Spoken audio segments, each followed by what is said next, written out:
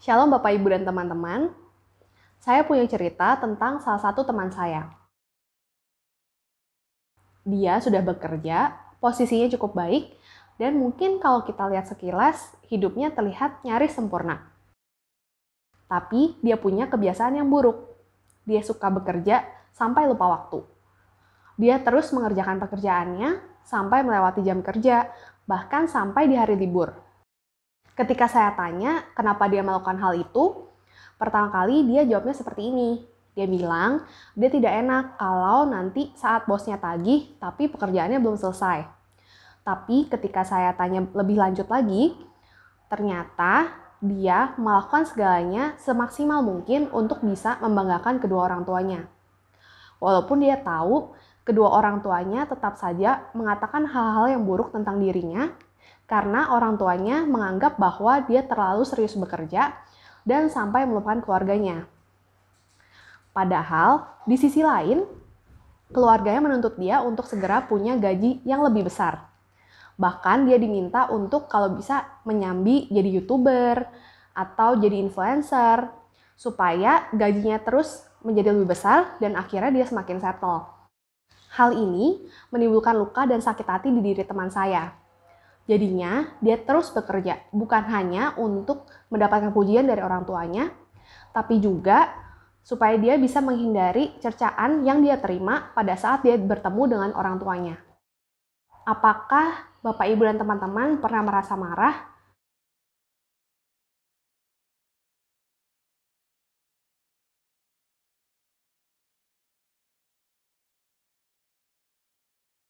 Semasa hidupnya, Daud mengalami banyak ancaman terhadap nyawanya. Daud tahu betul kalau Saul menginginkan agar ia mati. Tetapi, apa yang dilakukan Daud? Daud justru meloloskan Saul pada saat dia punya kesempatan untuk membunuhnya. Dan dia bahkan bersedih pada saat Saul dan keluarganya meninggal. Mari kita simak cara Daud menanggapi kemarahannya di Mazmur 37. Jangan marah karena orang yang berbuat jahat, jangan iri hati kepada orang yang berbuat curang. Sebab mereka segera lisut seperti rumput dan layu seperti tumbuh-tumbuhan hijau.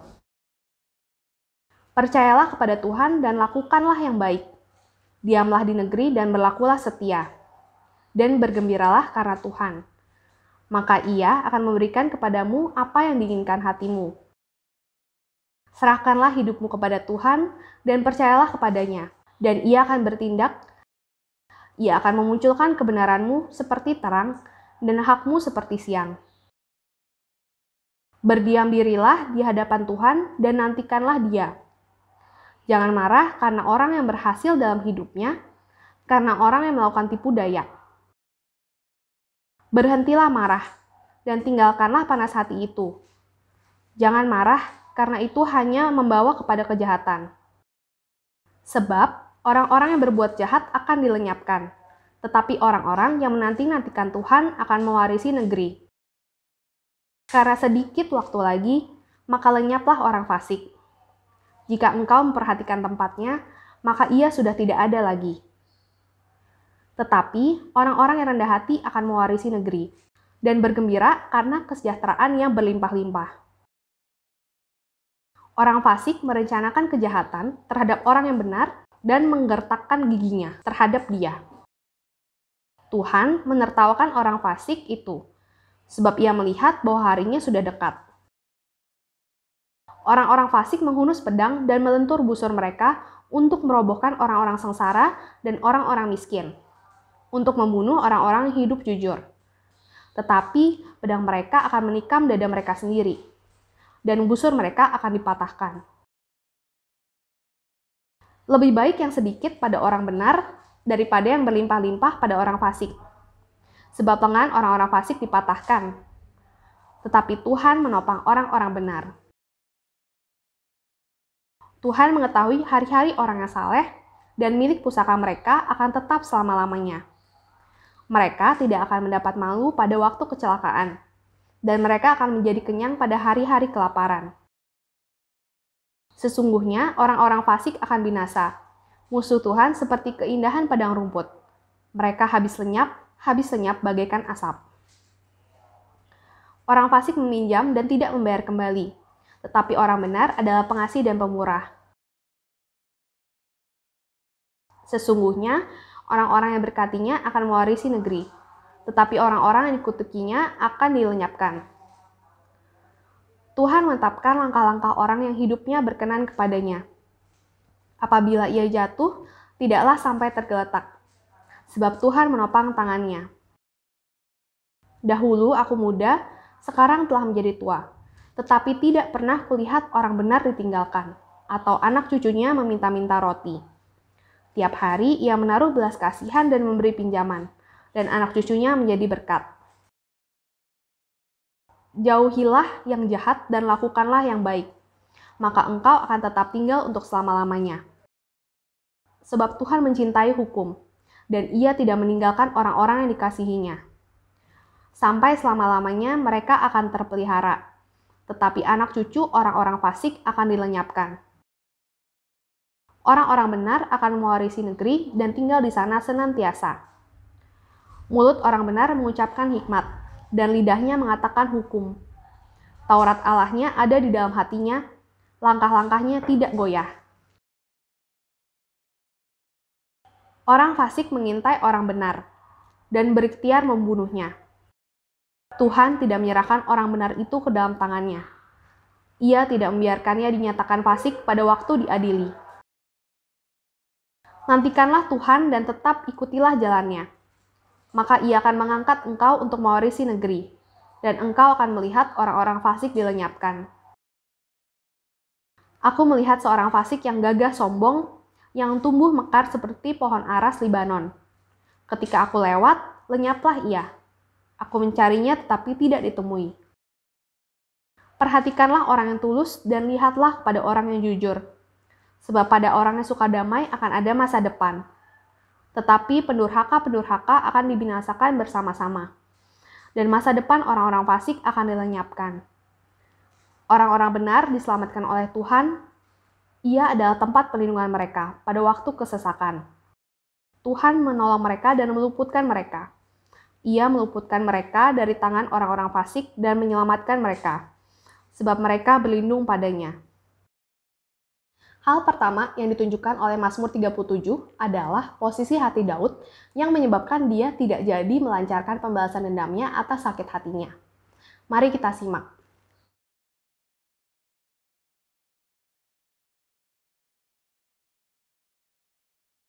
Yang pertama, berhentilah marah.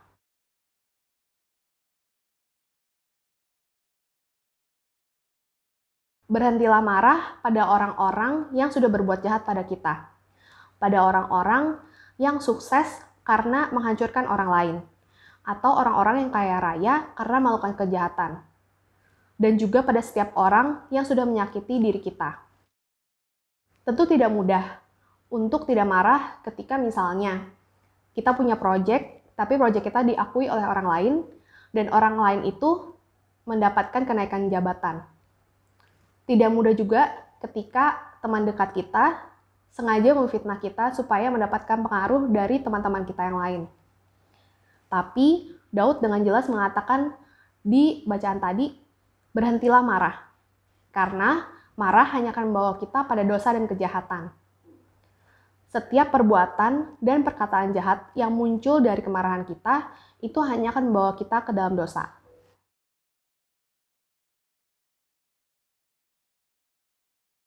Yang kedua, diam, percayalah pada Tuhan, bergembiralah, dan nantikan tindakan Tuhan.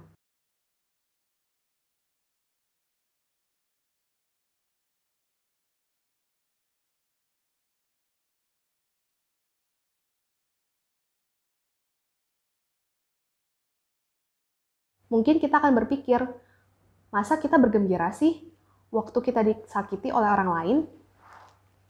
Tapi yang dimaksud oleh Daud di sini adalah kita harus bergembira karena kita percaya betul kalau Tuhan sudah berjanji akan memelihara kita yang sudah taat padanya. Yang ketiga, jauhilah segala yang jahat dan lakukanlah perintah Tuhan. Jangan sampai kemarahan mengalahkan kita dan kita melakukan perkataan-perkataan yang jahat maupun perbuatan-perbuatan yang tidak baik. Setia melakukan perintah Tuhan walaupun kita sedang disakiti orang lain, itu akan menjadi nilai plus bagi kita. Tuhan akan menguatkan kita yang setia, sehingga seperti pada ayat 30-31,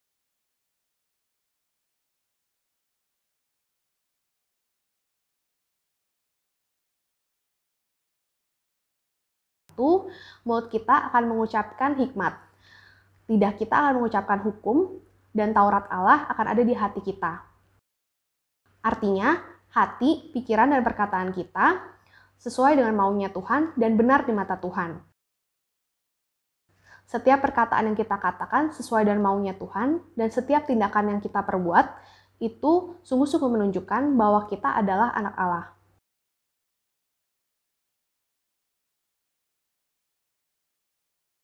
Yang keempat, ingat selalu bahwa pembalasan itu adalah haknya Tuhan. Kita tidak berhak untuk membalas.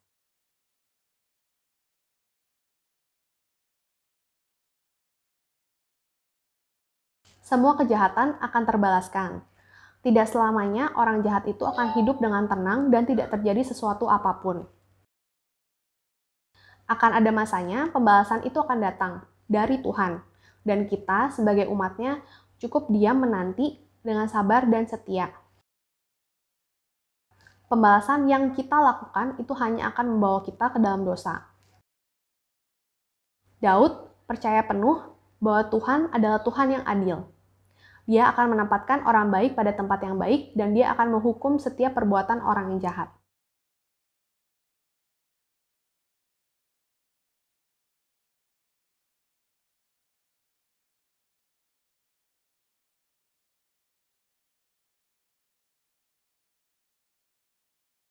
Inti dari keempat poin tersebut sebetulnya adalah Tuhan mau mengajarkan kita untuk memiliki hati yang dingin.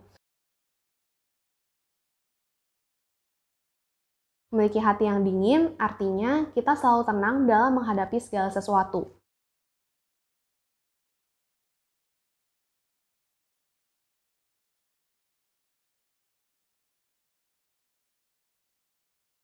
Kalau kita lihat dalam kisah hidup Yesus, Yesus banyak mencontohkan tindakan-tindakan yang menunjukkan bahwa dia memiliki hati yang dingin. Tuhan Yesus marah dan mengusir orang-orang yang berjualan di bait Allah. Tapi, dia tidak menaruh dendam pada orang-orang tersebut. Dia memutuskan untuk marah dan bertindak tegas karena tidak memberitahu orang-orang tersebut atas kesalahannya akan membuat mereka jatuh lebih jauh lagi. Bahkan, Tuhan Yesus tetap tenang pada saat dia ditangkap dan disalibkan. Dia menjalani proses penyalipannya dengan tenang dan dia sama sekali tidak mengumpat orang-orang yang menyalibkan dia. Bahkan Tuhan Yesus mendoakan orang-orang tersebut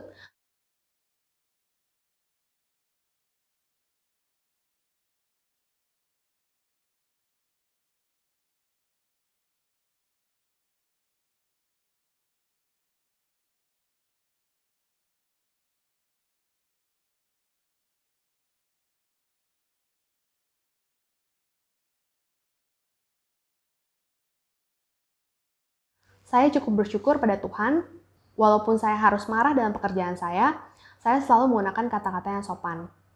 Dalam hal ini, saya sadar kalau Tuhan sungguh-sungguh menginginkan saya untuk tetap memiliki hati yang dingin, walaupun terjadi masalah apapun di dalam pekerjaan saya.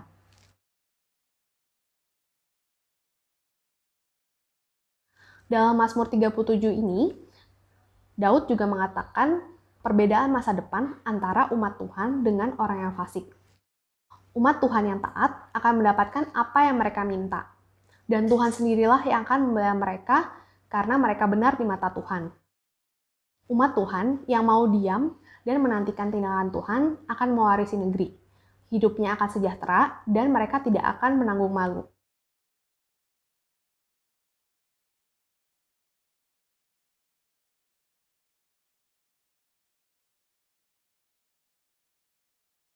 Tuhan akan menetapkan langkah-langkah umatnya yang taat, dan keturunannya akan selalu menjadi berkat. Tuhan juga selalu menyertai dan melindungi umatnya dari tindakan-tindakan jahat dari orang-orang fasik. Hal inilah yang selalu Daud percayai, sehingga dia merasa tidak perlu marah dan dia cukup menunggu pembalasan dari Tuhan. Daud tahu betul bahwa Tuhan sendirilah yang akan membelanya, sehingga dia tetap berhati dingin. Kebalikannya, orang fasik itu akan habis lenyap. Orang fasik akan meminjam dan mereka tidak mampu mengembalikannya. Tuhan tidak akan membiarkan orang fasik untuk selamanya hidup tenang. Jadi, marilah kita punya hati yang dingin. Jangan terpancing amarah, selalu berdiam diri dan percaya pada Tuhan, mengikuti perintah Tuhan apapun yang terjadi, dan selalu ingat kalau pembalasan itu adalah di tangan Tuhan. Dan semua orang fasik akan lenyap pada akhirnya. Tuhan berkati.